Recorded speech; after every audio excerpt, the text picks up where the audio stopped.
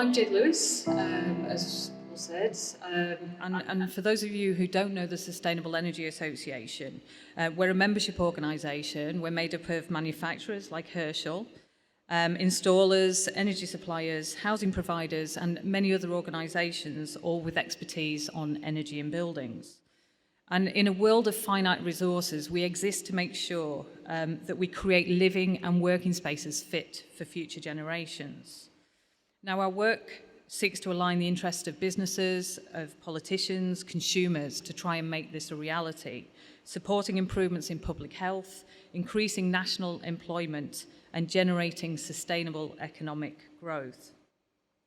We're industry leaders in energy and buildings. We're technology agnostic and committed to achieving our vision by ensuring that buildings are energy efficient, net zero carbon, warm, and most importantly, healthy.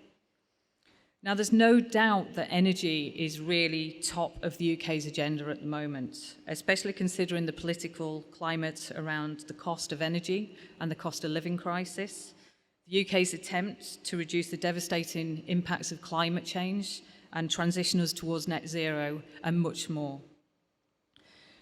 We saw numerous announcements at the end of March with the publication of the Powering Up Britain plan, setting out how the government would bring energy security and net zero closer together. Also, we saw the response to the Net Zero Review by Chris Skidmore, the Climate Change Committee's progress report to Parliament, and the Net Zero Strategy court case.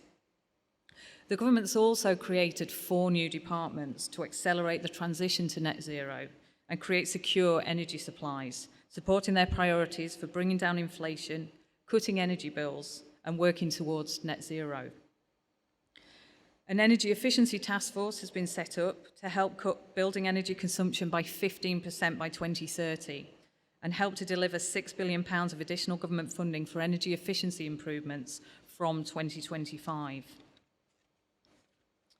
Now, what all these announcements signal is that the net zero transition is coming down the tracks and at speed, and decarbonising heat will really need to play a central role in all of this.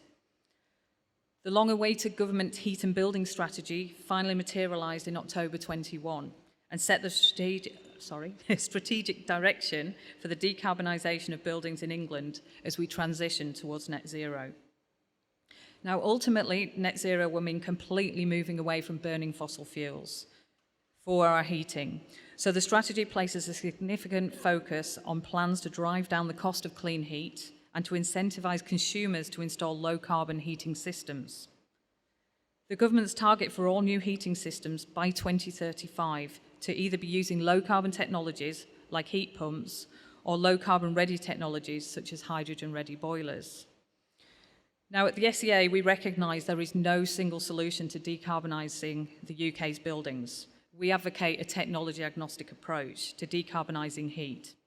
And we believe there isn't a silver bullet. In practice, we're going to need a range of technologies, and all these will be required for the particular building and for the occupants as well to give them the choice.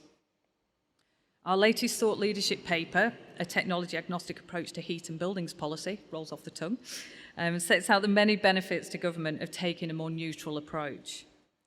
Firstly, embracing a greater number of technologies will help us to accelerate our progress towards achieving net zero, while helping to reap the wider benefits like healthy indoor environments that promote well-being and buildings adapted for climate change.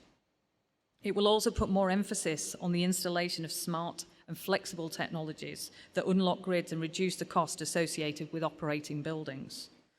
Just as importantly, taking this approach can help to get consumers more effectively engaged, providing them with a solution that meets their needs, as we've seen just now, and their desires, generating a more proactive approach to retrofitting, which is something the UK really needs to do in order to effectively decarbonise all our buildings.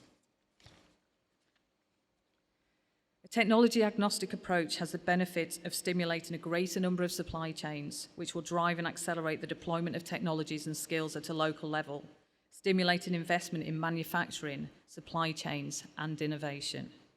So, while heat pumps are going to play a very important role in the future of low-carbon heat, and we're very supportive of their use, we're also going to require a vast scope of other technologies, ranging from electrified solutions such as infrared heating, mechanical ventilation with heat recovery, solar PV, electric battery storage, to smart thermal storage, smart controls, solar thermal systems, low carbon fuels, and so much more.